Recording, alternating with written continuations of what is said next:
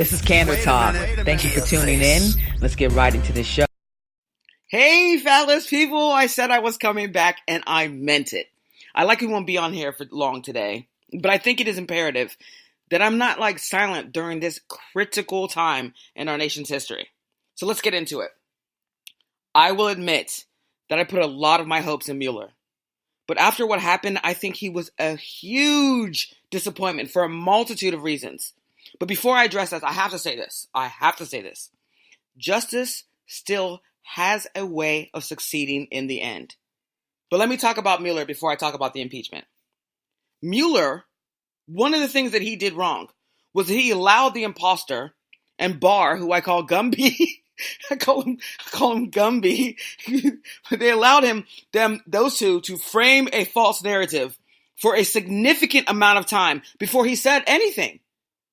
Here is Trump with his toupee blowing in the wind and bald spots being illuminated. Here is what Trump said after that Mueller report came out.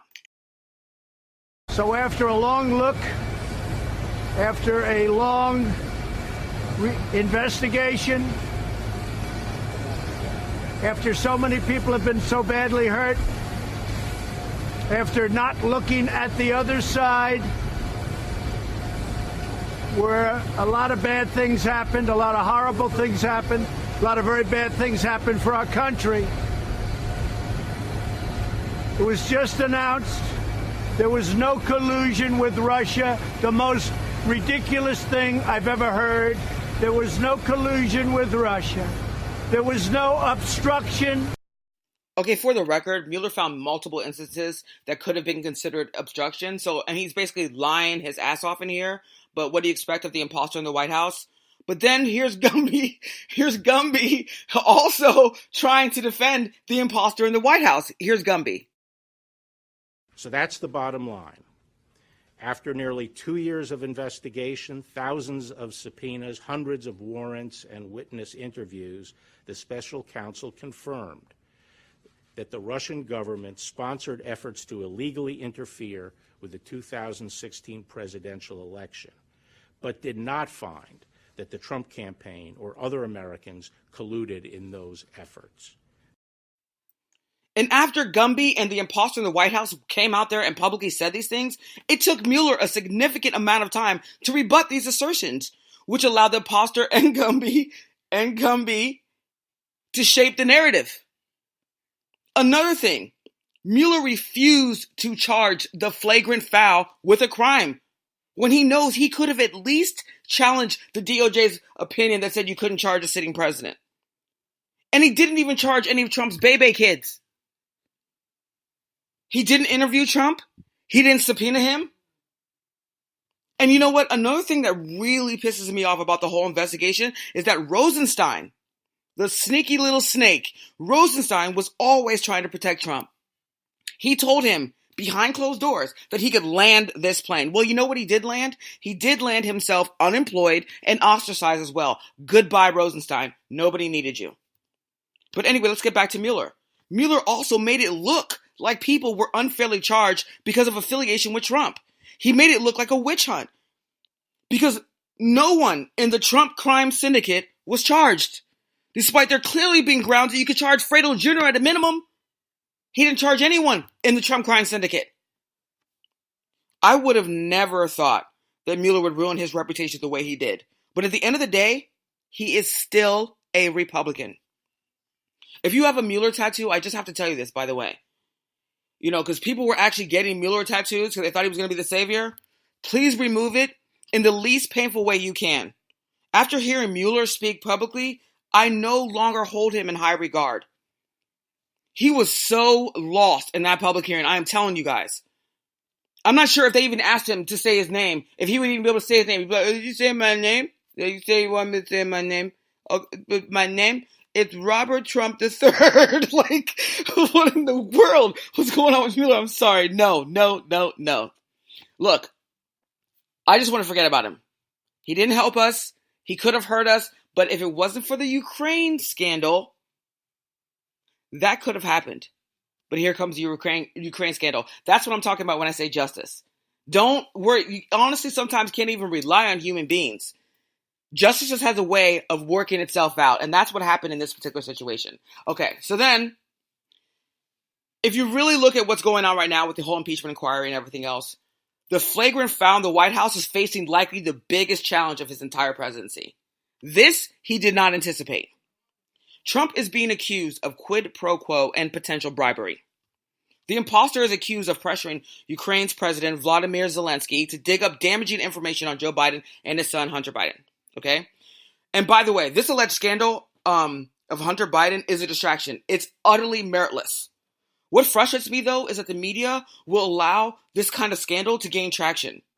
The scandal is that the criminal imposter in the White House used his public office to attempt to force Ukraine to investigate its political opponent, and if they did not, they would not have received allocated aid to their country. That's the scandal. Focus on the real scandal.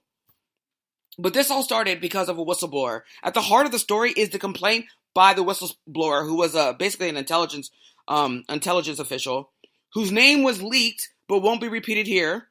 I mean, first of all, it's unconscionable that the disgraced Republicans are so shameless that they would work to put the whistleblower's life in jeopardy by releasing the name. It was so reckless, I just can't even believe it. But nevertheless, a rough transcript of the call confirms that quid pro quo happened. That's just a fact. And Republicans have spinelessly tried to defend Trump, but to be honest, their defenses are so arbitrary and embarrassing. Like, they've literally moved on to saying that you can't have the quid if you don't have the pro. You can't have the quid if you don't have the pro. Can't have the quid if you don't. Like, what in the world kind of argument is that? But anyway, like, what kind of shit? I mean, seriously, like, really? But the first question is, how are some of these people even still in Congress? I mean, listen, something is fishy and suspect about the intellect of their voters. I mean, look, what is literally happening in the voter? Are you tripping on yourself that you're accidentally hitting Republican? I mean, these people don't even have the intellectual capacity to be in these kind of positions. They don't have the aptitude. Let's just be candid here. They're just not intelligent people. Listen to some of their other defenses. They said the Ukraine president said he felt no pressure. So essentially, if I threaten to harm you, or someone threatens to harm you, they threaten to kill you or maim you or do something really dangerous to you, and you later on say, well, I wasn't fearful of it. Does that mean the threat didn't happen? Do we just exclude the threat? So it's like you're basically arguing that it's no longer illegal because you weren't afraid of it. Doesn't mean I didn't make the threat. Another defense that they came up with. The Ukrainians were aware the aid was held back. How the hell is that possible? You go to your bank account, you see millions of dollars isn't there? How the hell were you not even aware? I mean, what the hell? They don't have bank accounts in Ukraine? Nobody ever checks the account? Like, you don't ever check the account? You didn't know the millions of dollars was not there? Come on. And then this is another defense. The U.S. military aid was eventually released. Congrats, but the crime was already committed. So, like, if I conspire to rob a bank, let's just say, and I'm ultimately unsuccessful in getting cash from that bank, should we just nullify the crime altogether? I mean, because that's what it kind of sounds like Republicans are saying. Like, we should just forget about it. It didn't really happen. It shouldn't even really matter because essentially you didn't actually get the benefit of the crime. It's ridiculous. I mean, Republicans are so incompetent. They're the kind of people that sit there and be like, I've got a very, very profound thing I just thought about. If 2 + 2 = 4, does 4 = 2 + 2? And they're like, bravo, dude. Like, I can't even believe it. Wow, that was really smart. You're really smart. I'm going to sit for a while and think about that one. I mean, like, what in the hell? They are saying every single thing that is an illogical defense. Their major argument now is that the whole thing is sham, and they're trying to target Adam Schiff, but that's just actually not working. It's not really very effective. But the truth is that even Republicans that are not necessarily in Congress, but Republicans that are outside listening to these kind of things, are starting to be like, I don't know about this anymore. Listen to Ken Starr. Remember him from the Clinton impeachment? Here he is. It leads me that there will be articles of impeachment. I think we've known that. I think it was just confirmed today. And then substantively, what we heard from the chairman just now is it's over. We now know, I mean, this is his position.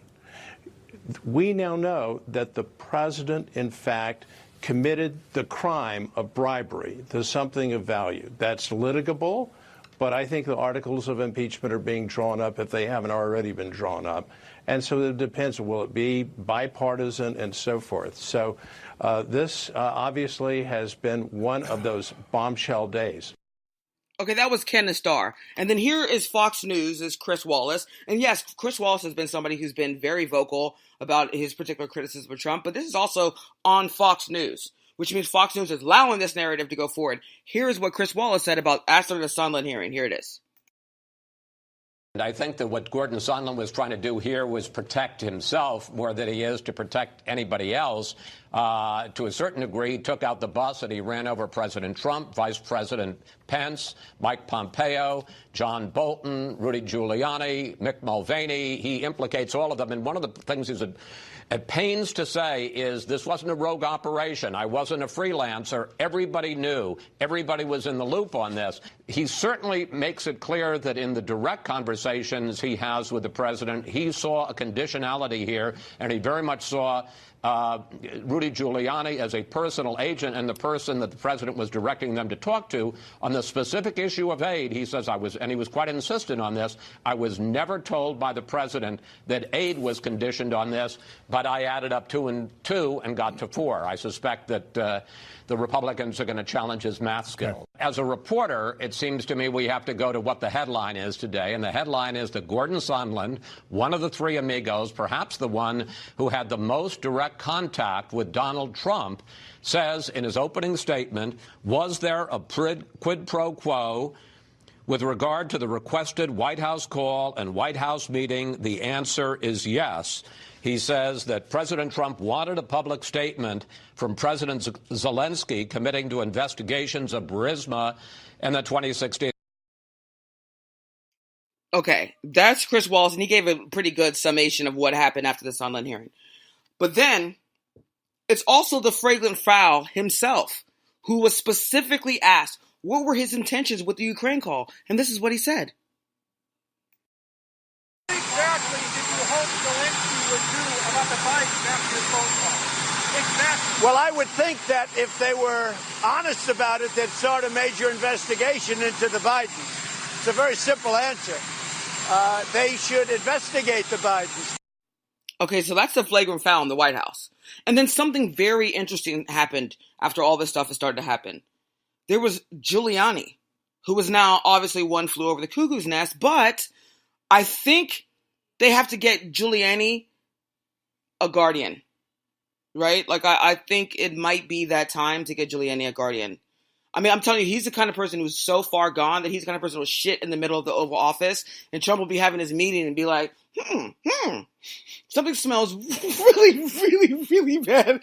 Giuliani will just be sitting there in the middle, shitting his pants all over the Oval Office floor. Like, that's that level of cuckoo that we have with Giuliani, right? So I feel like he definitely needs a guardian.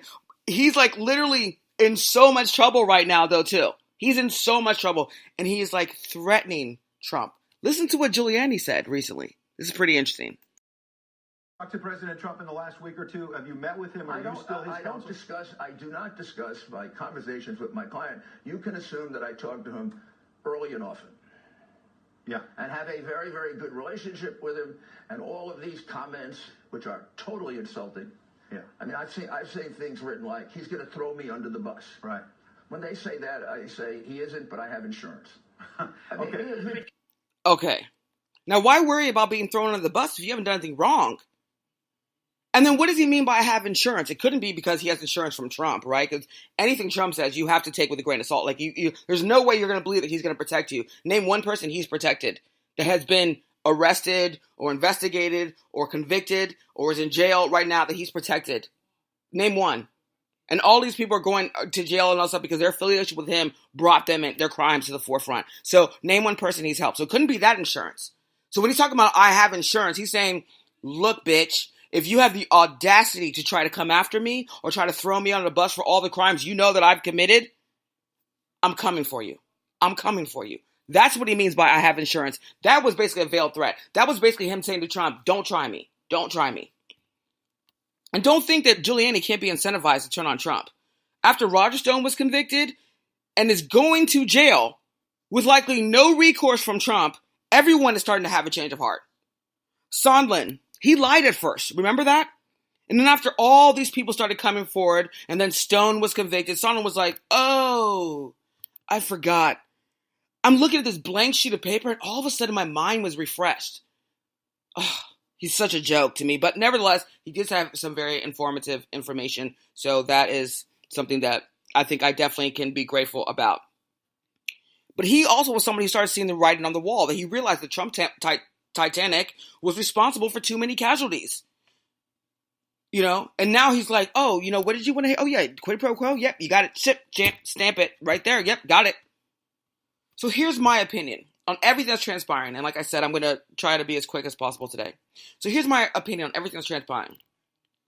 And I want people to just listen to me very clearly, because I think this is very important. Forget about what Mueller did or did not do. Actually, forget about Mueller. He doesn't matter anymore. He wasn't the savior we all hoped for. Like I said, justice will always be our savior. And I said that the only way to get rid of the flagrant foul in the White House was that it was either 25th Amendment, impeachment, or resignation. Impeachment is coming. Not based on Mueller, not based on Rosenstein, but because of the imposter in the White House. He caused this to happen. Eventually, his removal depends on us and changing the public perception. And right now, majority of the public want him impeached. Also, the conservatives are in crisis. Literally in crisis. And that's something that I will elaborate on in a later video. But there's like this young conservative insurgency that is threatening to take the whole thing down. They call themselves the Groypers. It's led by this kid named, well, not really a kid, he's like 21 or whatever, named Nick Fuentes. I'm going to do a video on that, so it'll explain, elaborate a little bit more.